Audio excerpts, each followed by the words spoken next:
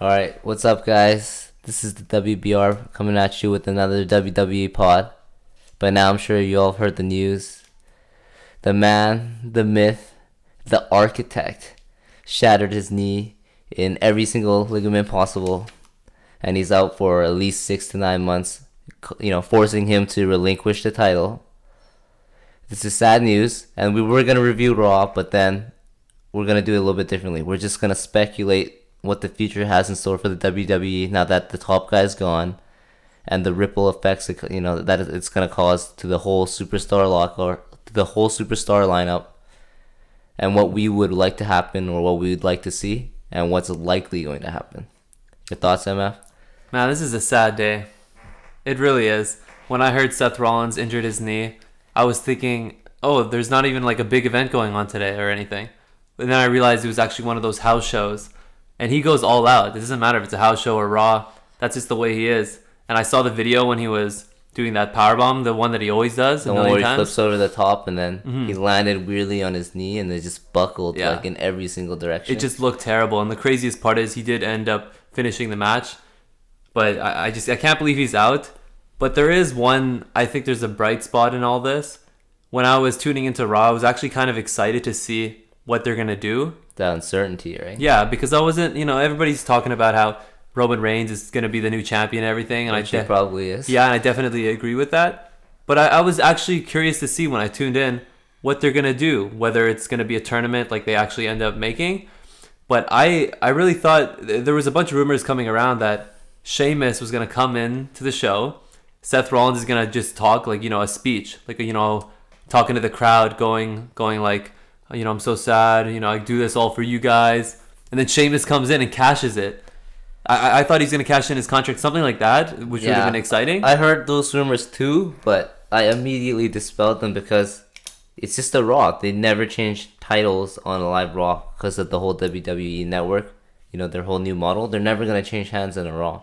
So I was like, okay, even if it is a great idea, but they're not going to utilize it on a Raw. If anything, they'll do it on the pay-per-view. Yeah, that's what I was hoping for, something like that. But I know how stingy the WWE is with like product to being that good. So, it's kind of interesting though. There's a lot of things that could happen. But to me, Roman Reigns is going to win the title, of course. And it's just tough to see. I hope Sheamus ends up cashing his contract. Well, for me, there's like two things that could potentially happen. And I hate them both. One being, Roman Reigns, he gets the championship. Two being John Cena returns early. And then guess what? We're going to get another 9 months of, it's the champ, blah, blah, blah. That would be the worst thing that could possibly happen to the WWE. Yeah, because they're scrambling. And then if the ratings go down, they're gonna panic. Then they're going to call up John. So, all right, we need you back earlier than expected because X, Y, and Z. And then we're just going to get 9 months of John Cena, throwing up his fingers until our savior Seth comes back, and hopefully he comes back the same athlete. But it's gonna be super hard for an injury of this caliber. Yeah, I was thinking, I had an idea. If Sheamus won his first round matchup in the tournament, and then let's say he won the second round as well, and put it into everybody's mind that he could potentially win the title and have the briefcase as well. Because to my knowledge, that's never happened in WWE history. Yeah. He's the title holder and the Money in the Bank holder. Yeah, imagine that. Like, that would be something that is really unusual and unique if somebody had both those. That could be something. I was thinking that as well. I was speculating to myself. It'd be something along the lines when Seth won both champion, the US and it'd be something cool. Yeah, because I don't think that's ever happened before. It would be such a interesting thing. What they could do is he loses the title during the pay-per-view or something, then he just takes a chair and beats the guy and then cashes in. That would be really interesting. So I thought that could have been something, just randomly speculating, of course. Right, but obviously the WWE creatives went the safe route and they did the tournament format, which leads us to what happened in this Monday's Raw. They did the little tournament. They had Roman Reigns beating out the Big Show. Kevin Owens beats Titus O'Neil. Cesaro beats Sheamus, which was like maybe the only surprise of the day. Dean Ambrose beats Tyler Breeze, and Dolph Ziggler takes out The Miz. Yeah, and the other matches are left for SmackDown. the remaining of the first round, and then next week I think they'll conclude it, I guess. Yeah. But to me, the problem with this tournament is that every match is just way too predictable. Why do they do it like that? Because they need to pair it with like baby face and a heel, and then the bigger of the two will come out, and then it'll be a heel versus a heel and then a baby face versus a baby face, and the bigger of the two comes, Yeah. and then it's the biggest heel versus the biggest baby face, and then obviously the main event will be Roman Reigns, the biggest baby face, versus whoever they choose to be the heel, which we're speculating to be Kevin Owens at this point. Yeah, the problem with all this is that the WWE is too predictable with their matches. It seriously is. You know Roman Reigns is going to win. This guy's going to win. This guy's going to win every single match. It's insulting to the intelligence of the viewers, I feel. Yeah, for the last, I want to say for maybe 10 years. Like before that, it wasn't as predictable. Yeah. It still kind of was. Era was like less predictable in main events and stuff. The popcorn matches and stuff were kind of predictable, but unexpected things did happen. And where's the special guest referees? Where's all this random stuff that we all love? Yeah, street fight matches. Yeah, fight in the back. Fight in the back, yeah. What's going on? Like, random guy gets run over. Or run over. They go into the guy's home and beat him up. A mysterious masked man comes and beats everyone. Yeah, I don't understand why they're not trying these old things that worked before. Now it's just so scripted, or it's because all they do is cut promos, and they don't do anything unexpected. The matches itself have way less of an importance. Just put a special guest referee in the next like title match or something. Make it Roman Reigns versus like if Seth Rollins wasn't injured, and it was like that, and then they had a guest Seth Rollins in a wheelchair, special guest referee. Yeah, that would be funny. Cool like that. Yeah, imagine it was Sheamus. He was the special guest referee when it was Seth Rollins versus Roman Reigns. Imagine that. Yeah. Everybody would go into the pay-per-view, like the fans, and they'd be expecting Sheamus to walk out with the title. And they don't have to. They can make something else happen. Right. But just that unexpectedness is what, I really found interesting about the WWE, especially like before this new generation of PG era. Okay, so let me ask you the question. What would you like to happen then? Since more than likely it's Roman Reigns' time now, just by default. Is there anything left field that you can think of that you think you would like and other wrestling fans alike would maybe find interesting, compared to the most obvious route right now?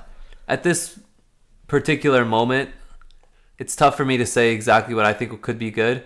I just don't want Roman Reigns to win the title, right. or like let's say he does win the title, right? And I just want him to be so boring. I want the next pay-per-view or the next Raw immediately after, his victory speech to just be awful and the crowd just booing. I think that would be amazing for business. You think so? I got a good one for you here. Okay. So we get the heel turn Dean Ambrose, and he assumes Seth Rollins' character. He starts saying he's the architect. He screws over Roman Reigns, beats him up with a chair, and then he sells out to the Authority, and he becomes the new Seth Rollins character. And he wears his same outfit and everything. He gets long hair. I think that would be really, really funny. And I think that would be really out in left field, like you were saying. Left field, but then, he can pull it off. Yeah, he can. He's that type of lunatic guy who'll be, pretending as if nothing happened. He's he does it, the architect. Then maybe Seth comes back, and then everything's, as if nothing happened. Whatever. And if they give him a better special move and maybe win some matches... Yeah. That would be funny. That'd be funny and interesting, because then it's we've been here before, and it adds to the whole Roman Reigns being an underdog thing. Yeah. Another member of the Shield screws him over in a similar fashion. I think that would be great for business. But another thing is, I do want to point out, is that a couple of Raws ago, when they had that tournament for seeing who's the number one contender, and then the next Raw they had that fatal four-way match with the Divas to see who's the number one contender. And then this week they're doing the tournament, right? Right. I'm liking the fact that they're making matches that mean something. Yeah. Usually they'll make a match, right? The winner, the commentators will be like, oh, nice, he made a statement. This is definitely going to put him in the title contention later on. He's next in line. It's like, what does that mean? Right. I like how they're doing things that are making it immediate impact, or it seems like that. And I kind of like that technique where they make half of the tournament the matches on SmackDown, So it gives some importance to SmackDown, so SmackDown will maybe get some love as well. Yeah, that's a good point actually, because SmackDown ratings, as much as Raw has been down, SmackDown has been even further down. Yeah. Right? This is a good way of doing that. And Alberto Del Rio, he's going to be headlining the matches in the SmackDown upcoming. Right. So that's good. That's a good idea. Split up the talent a bit, right? Yeah. Or maybe they should split the WWE World Heavyweight Championship. Make it the WWE title again. Right. And the World Heavyweight Championship separate. The good old Raw vs. SmackDown days? Yeah. I remember Survivor Series when it used to be Raw vs. SmackDown 5-on-5. Amazing. Yeah, but now it's like no one needs to go on SmackDown. There's NXT, but SmackDown is basically the NXT of Raw. Yeah. It's like it's a different D League. Yeah, it's like the D League. It's the C League. It's the NXT for Raw, and NXT is the NXT of the whole WWE. It's just weird. I don't know. Yeah. No. The SmackDown. Okay, SmackDown is the Eastern Conference. Yeah. And Raw is the Western Conference, and then NXT is the D League. That's how it is. That is how it is. Except there's no LeBron James or Cleveland Cavaliers in SmackDown. I'll tell you that. Well, we'll just put this aside for a second, and we'll talk about the other parts of the pay-per-view. I guess the biggest notable one is the whole Bray Wyatt and the Brothers of Destruction segment that they're constantly shoving down our throats. Like, they need us to remember. That whole Raw, the whole point was for that. Besides the tournament, right? They were just constantly showing that episodes or clips of Undertaker and Kane. It was just... So are they going to make it like the 5-on-5 Survivor Series, Wyatt family versus the Brothers of Destruction? It's not 100% yet, but from what I've been reading and doing my research on, it's going to be a 5-on-5 match with the Wyatt family plus one versus the team of Undertaker and Kane plus three others. Whether it's... I'm not even sure actually who the other guys are going to be. Like who would the other three It could be, okay, one of them could be Sting. I hear that's a big possibility. That's lame. Yeah, but in terms of likelihood, it's pretty high. The other two, I really don't know. They're probably going to, I don't know, bring back random Ministry of Darkness people. Or some other legend that I'm just trying to think of, but I really They just bring out Brock for no reason. Maybe they'll just do it like 3 or 2-on-5. 2-5? Yeah, but who's going to be the plus one? A new Wyatt family member? Maybe they'll do 4. Daniel Bryan comes back and he's mind controlled again. Yeah, but they definitely want to make it a 5-on-5 like traditional match, just because it's the second longest. But it doesn't fit the narrative, right? It's like who's the Undertaker and Kane are supposed to be demons, bad guys. It's like, why would 3 random superstars join them for the sake of what? Yeah, for the sake of what? And then it's like there's only 4 members of the Wyatt family. They need a plus one as well, yeah. Yeah. I heard. Then it's like, are you trying to put over the Wyatt family, or I hope so, or but cement the legacy of Kane and Undertaker? I hope that Batista comes. A lot of speculation about that as well. Some rumors are saying he's done his movie. Vince McMahon gave him a call ever since Seth Rollins went down and John Cena's on his leave of absence. Maybe he's gonna come in for a pay-per-view or 2. Right, this could be an interesting one to come back to. He's the animal, I don't know. But it doesn't fit this monster dark narrative, right? It's like, Batista's on Undertaker's team. Cool. Undertaker is just showing himself too many times this year. It was better when he was only made appearance at WrestleMania. It is, but like at this point, with Seth going down, it's like they kind of need him. They are so desperate right now. Seth Rollins was their number one guy, their number one full-time guy. And I think they booked Brock Lesnar wrong too. He was headlining everything at a certain point, and everybody wanted to see him. When you heard that he's gonna be on the Raw for that week, everybody tuned in for that. Actually, like you said, why don't you just make him the champ again? They could. Oh, okay. You know what? That's actually a really good idea. That's brilliant, because let's say Roman Reigns does win a Survivor Series. And then there's a reason for Brock to come back. He's like, all right, I'm taking this. Yeah, he's like, you never beat me for my title. Yeah. He like Seth Rollins. Like, now that I dealt with Undertaker, I'm taking what's mine again. That's it.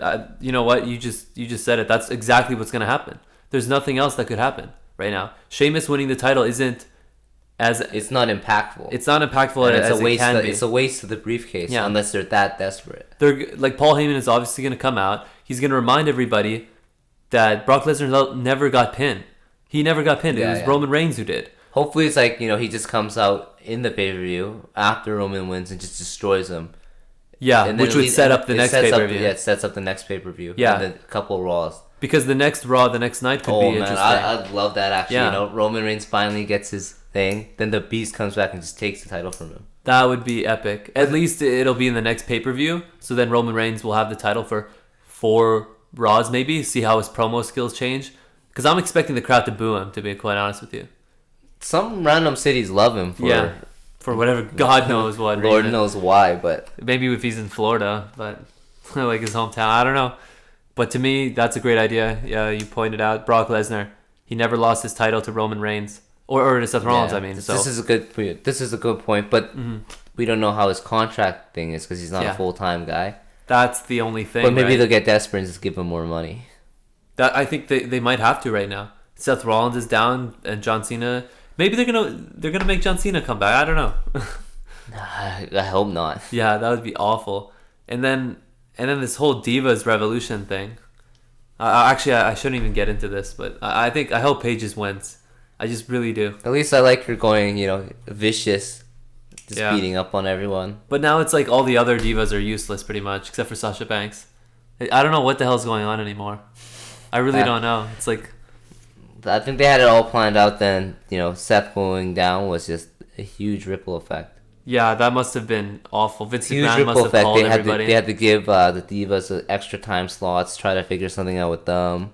And they need the authority to make more appearances than they did. Yeah, then now the New Day, they don't have any challengers. They had to put the Usos and Neville as a team. I guess the Usos are next in line, but like, you don't want to see another championship run like with the Usos, do you? Yeah, and in the last few weeks, actually, that's true. I'm starting to forget about the New Day. Remember how they opened Raw a couple times when Xavier Woods versus John Cena for the title, and then nothing felt important after this Raw though, right? It just felt like they're just trying to do damage control. Yeah, like it's like all the storylines we wasn't that good. Invested or not invested in, like just thrown out the window to try to fix this huge gaping hole.